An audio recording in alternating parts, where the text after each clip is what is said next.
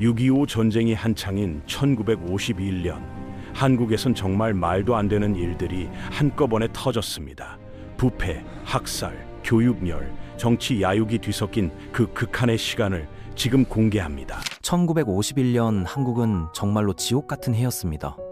전쟁은 계속되고 뒷산에는 공산 게릴라가 창궐하며 정부는 비상계엄령까지 선포했거든요. 그런데 이 와중에도 군부 장교들은 군대 자금을 마구 횡령했고 무고한 청년들은 굶어 죽었습니다. 한편에서는 전쟁 중인데도 대학을 다시 세우려고 노력했지만 거리에서는 학생들이 나무 밑에서 흙에 글자를 써가며 공부해야 했어요. 1951년이라는 한 해 동안 한국은 극한의 고통과 저항, 부패와 희망이 뒤엉킨 시간을 보냈습니다. 전쟁의 참상과 국가의 혼란이 어떻게 얽혀 있었는지, 그리고 그 속에서도 꺼지지 않은 교육열을 통해 우리 역사의 가장 험난했던 순간을 함께 만나보겠습니다. 1950년 12월 상황이 극적으로 급변했습니다. 중국군 25만 명이 한국전쟁에 뛰어들었거든요. 11월 말부터 북방의 혹한 속에서 중국의 인해전술 앞에 국군과 유엔군은 속수무책으로 후퇴하기 시작했습니다. 압록강을 넘어 내려온 중국 인민지원군은 조선인민군과 함께 38선을 향해 거대한 병력을 몰아붙였어요. 메가더 사령관이 크리스마스까지는 병사들을 집에 보낼 수 있다며 낙관했던 그 상황은 순식간에 악몽으로 변했습니다. 그리고 1951년 2월 4일 이른바 일사후퇴가 일어났습니다. 이는 한국 전쟁사에서 가장 절망적인 순간이었습니다. 정부는 서운을 버렸고 부산으로 철수했어요. 이승만 대통령이 탈 열차가 떠날 때만 기다렸던 그 장면은 나중에 서울의 죽음이라고 불리게 됩니다. 유엔군도 서울 수복을 포기해야 했습니다. 중국군은 2월 5일 서울로 진입했고 급속도로 남하했습니다. 1월 7일에는 수원까지, 2월 8일에는 오산까지 진출했어요. 인민군과 중공군의 합동 공세 앞에 연합군은 낙동강 전선까지 밀려날 위기에 처했습니다. 이때 전선을 담당한 유엔군 사령관은 여전히 메가더였고 그는 압록강까지 진격하려던 야망을 포기하지 않고 있었습니다. 하지만 국무부와 트루먼 대통령은 이미 그의 전략에 심각한 의문을 품고 있었어요. 매튜 리지웨이 장군이 곧 그를 대체할 것이었습니다. 이 일 사후퇴는 전쟁의 흐름을 근본적으로 바꾸는 계기가 됩니다.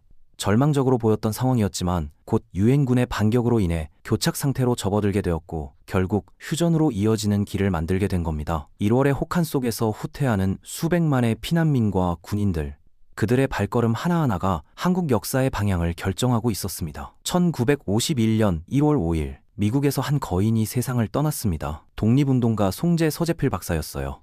그는 67세의 나이로 조용히 눈을 감았습니다. 서재필은 한국 근대사에서 정말 독특한 위치를 차지한 인물이었습니다. 1884년 갑신정변 때 겨우 18세의 나이로 김옥균, 홍영식 등과 함께 일어섰고 병조 참판 겸 정령관이 되는 벼락 출세를 경험했어요. 그런데 정변이 실패하면서 일본을 거쳐 1885년 미국으로 망명했습니다. 이렇게 해외로 나간 그는 1889년 워싱턴 대학에 입학해 신학을 공부했습니다. 신학을 통해 기독교 정신으로 조국 해방을 꿈꿨던 겁니다. 그 후 1896년 귀국했을 때 민씨 일파가 몰락한 상황을 보고 본격적으로 활동을 시작했습니다. 정부 예산을 얻어 독립신문을 발간했고 이상제, 이승만과 함께 독립협회를 결성했습니다. 1897년에는 영음문을 헐고 그 자리에 독립문을 세웠어요. 그 독립문은 오늘날까지 서울 서대문에 남아 있습니다. 하지만 수구파 정부와 일부 외국인들의 방해로 다시 미국으로 추방당했습니다. 3.1 운동 소식을 듣자 그는 미국에서 한인 친우회를 조직했고 재미교포들을 결집시켜 독립운동을 지원했습니다.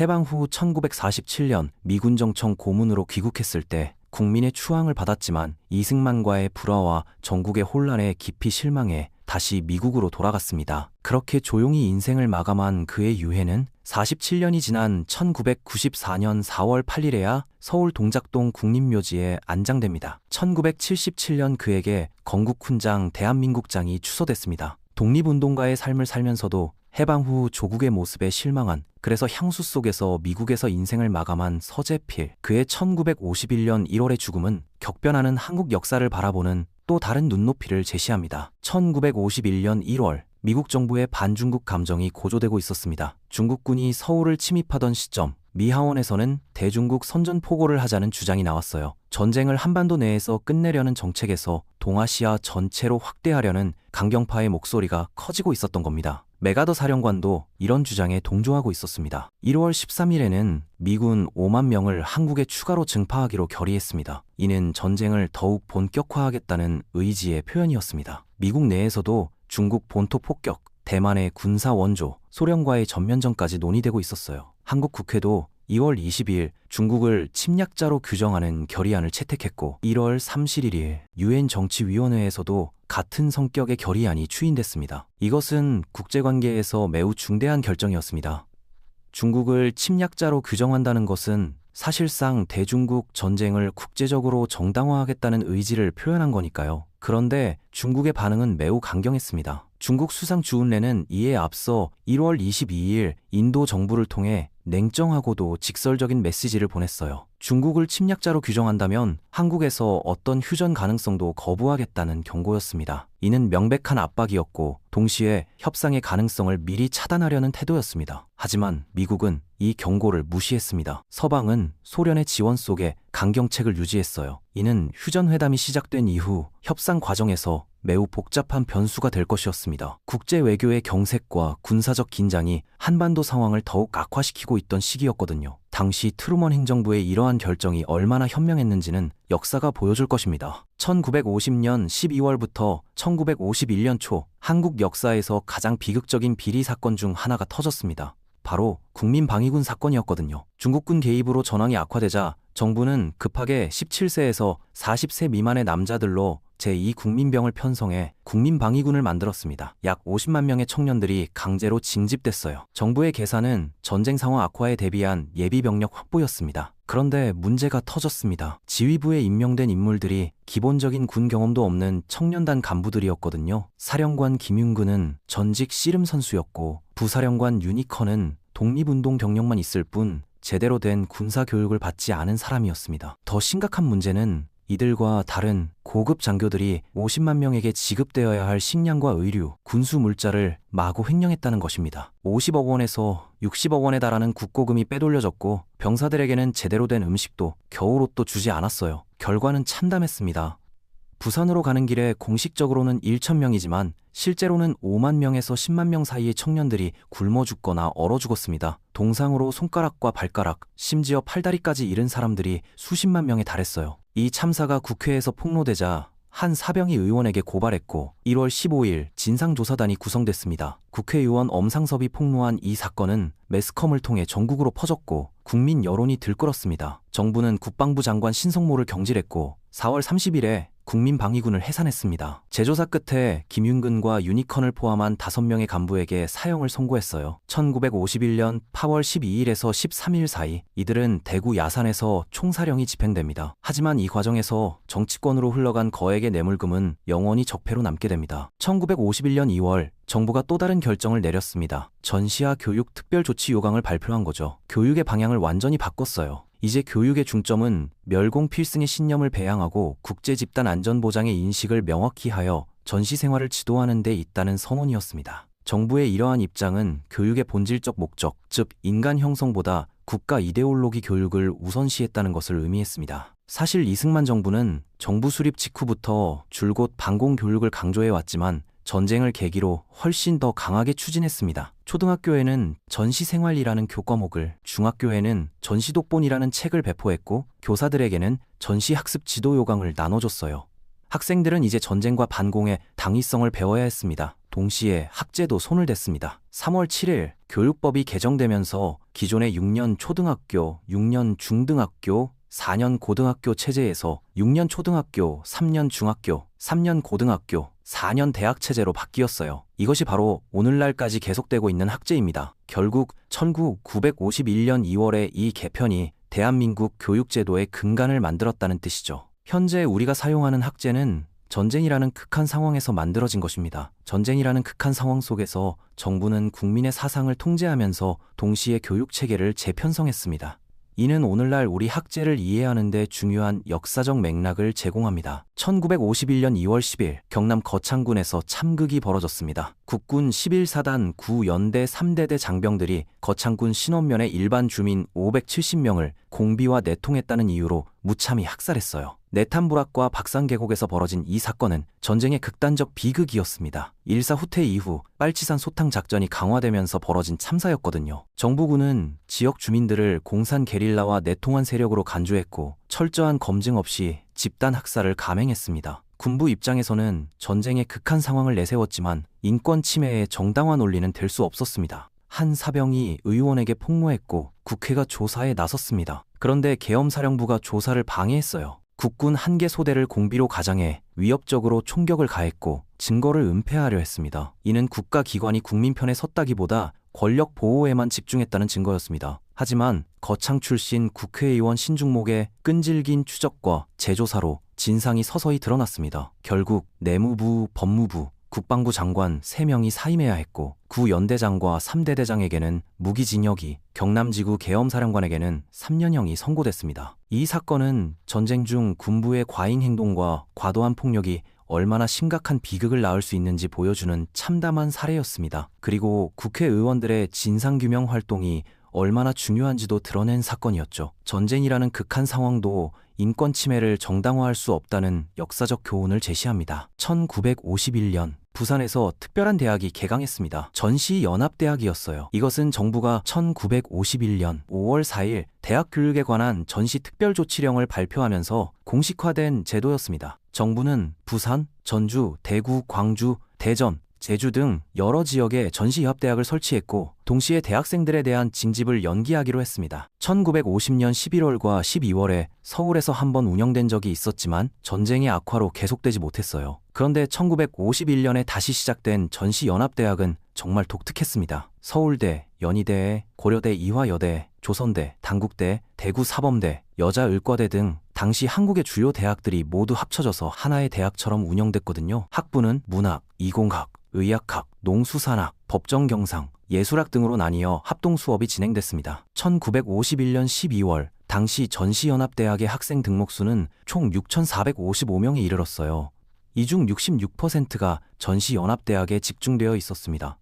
이런 제도는 세계 교육사에서 전례가 없는 일이었습니다. 당시 문교부 장관 백낙주는 전쟁 중이라 해서 교육을 중단할 수는 없다는 신념을 가지고 있었습니다. 미국 뉴욕타임스도 이를 보도했는데 남한에서는 정거장, 약탈당한 건물 안, 천막, 심지어 묘지에서까지 수업을 한다. 시골로 가면 나무 밑에 모여 앉은 학생들이 나무에 걸린 칠판을 보며 책을 돌려가며 공부하고 있다고 세상에 알렸습니다. 이 전시연합대학은 1952년 5월 말에 해체됐지만 나중에 지방 국립대학들의 모태가 되었고 오늘날 한국 지방 고등교육 발전의 기초를 마련했습니다. 절망 속에서도 교육을 멈추지 않은 그 열정이 바로 우리 역사의 힘이었습니다. 1951년 6월 27일 소련 유엔 주재 대사 말리크가 뜻밖의 제안을 했습니다. 정전회담을 열자는 제안이었어요. 1년 이상 계속된 한국전쟁이 군사적으로 더 이상 진전이 불가능하다는 판단이 내려진 거죠. 양측 모두 엄청난 인명 손실을 입고 있었거든요. 공산군도 충계 공세에서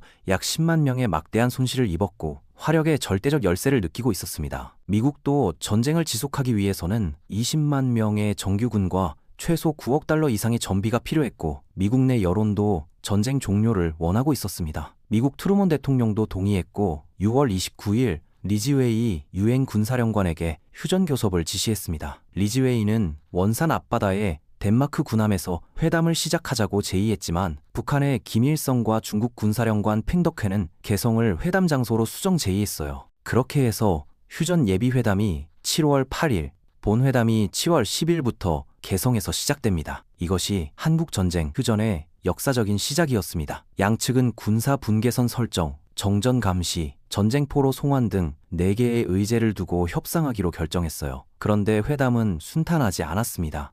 당초 개성에서 진행되다가 10월 7일 안전 문제를 이유로 판문점으로 변경됐거든요. 전쟁 발발 1년 15일 만에 휴전 협상을 시작했지만 남한 정부와 국민들의 휴전 반대 시위와 수많은 우여곡절을 겪게 됩니다. 특히 전쟁포로 송환 문제가 가장 큰 난제였어요. 방공포로들의 송환을 거부하는 문제로 협상이 교착되기도 했습니다. 결국 2년 17일이 더 지난 1953년 7월 27일에 협정이 조인되는 험난한 과정을 거쳐야 했습니다. 1951년 11월 2일 이승만 정부가 큰 결정을 내렸습니다. 부산과 대구를 빼고 남한 전역에 비상계엄령을 선포한 거죠. 왜 이런 극단적인 조치를 취했을까요? 이유는 뒷산에 있었습니다. 낙동강 전선에서 북한군이 철수하면서 1만 명이 넘는 빨치산과 공산 게릴라가 지리산과 남부 산악 지역에 숨어들었어요. 이들은 후방 지역을 교란하고 보급선을 끊으며 국군의 뒤를 흔들고 있었습니다. 정부는 이에 대응하기 위해 제1차 공비토벌 작전이라는 대규모 군사작전을 벌이기로 결정했고, 계엄사령관에 이종찬 소장, 서남지구 공비토벌 사령관에 백선엽 소장을 임명했습니다. 백선엽 소장은 낙동강 전선에서 국군을 지휘한 전쟁 영웅이었어요. 그의 지휘 아래 1952년 3월까지 약 4개월간 벌어진 이 작전에서 국군은 약 7,000명의 빨치산을 사살하고 6,000명이 넘게 포로로 잡았습니다. 무기만 해도 2,000점이 넘는 전과를 올렸거든요. 이 작전에 동원된 병력은 국군 수도사단과 8사단 그리고 5개의 전투경찰연대였는데, 이렇게 대규모 병력을 투입할 수 있었던 이유가 있습니다. 38선 일대의 전투가 휴전회담으로 들어가면서 소강 상태에 빠져 있었기 때문이죠. 계엄령이 선포되면서 후방 치안은 어느 정도 정상화됐지만 이승만 대통령이 계엄령을 내린 또 다른 숨은 목적이 있었다는 비난도 제기됐습니다. 대통령 직선제 개헌안을 통과시키려는 정치적 목적이 있었다는 것이었거든요. 전쟁과 정치가 얽혀있던 1951년 11월의 상황이었습니다. 1951년 12월 28일 이승만 대통령은 국회에 헌법 개정안을 제출했습니다. 국회 양원제와 대통령 직선제를 골자로 하는 내용이었어요. 그리고 곧바로 자신의 지지 세력들을 규합해 자유당을 결성했습니다. 야당인 민주국민당을 압박하기 위한 조치였죠. 정부 세력의 정치적 기반을 더욱 공고히 하려는 의도가 분명했습니다. 당시 국회는 이승만과 대립하는 세력이 강해지고 있었고, 이를 극복하기 위해 정부 여당의 조직화가 절실했어요. 그런데 자유당 창당 과정에서 내분이 생겼습니다. 이범석을 중심으로 한 원외파와 이갑성을 중심으로 한 원내파가 격돌했거든요. 족청계 세력인 이범석파는 당 운영 주도권을 원했고, 국회 내 세력인 이갑성파는 자신들의 영향력 유지를 원했습니다. 원외파는 12월 17일, 원내파는 12월 23일 각각 따로 창당대회를 소집했습니다. 이범석의 족청계가 주축이 된 원외 자유당은 당수의 이승마, 부당수의 이범석을 선출했고, 원내 자유당은 당수의 이승만, 부당수의 이갑성과 김동성을 선출했어요. 두 개의 자유당은 뒤에 힘의 논리로 인해 1952년 3월에 이범석 중심의 원외 자유당으로 통합됩니다. 자유당의 창당은 당시 한국 정치의 심각한 분열과 혼란을 상징하는 사건이었습니다. 1951년 한 해 동안 정부는 전쟁을 치르면서도 국내 정치 기반을 다지려고 애쓰고 있었거든요. 대통령 재선을 위한 정치적 활동과 전쟁이라는 국가적 과제가 뒤엉킨 시간이 바로 1951년이었습니다. 이는 현대 한국 정치의 기원이 되는 중요한 사건이었습니다. 이 10개의 이야기들이 1951년이라는 한 해 동안에 모두 일어났습니다. 1월에 절망적인 후퇴에서 시작해 11월의 정치적 변화까지, 전쟁의 참상과 정부의 부패, 교육의 열정, 그리고 정치적 야욕까지 모두 얽혀있던 그 시간이었습니다. 이 역사를 통해 우리는 극한 상황 속에서도 인간의 의지와 노력이 얼마나 중요한지, 그리고 동시에 권력의 부정부패가 얼마나 참담한 결과를 낳을 수 있는지를 배울 수 있습니다. 또한 전쟁 중에도 교육을 포기하지 않은 선조들의 정신과 그 과정에서 개편된 학제가 오늘날까지 이어져 있다는 사실도 흥미롭습니다. 1951년은 단순한 역사가 아닙니다. 그것은 현대 한국의 모든 것이 결정된 1년이었습니다. 오늘 영상을 봐주셔서 감사합니다.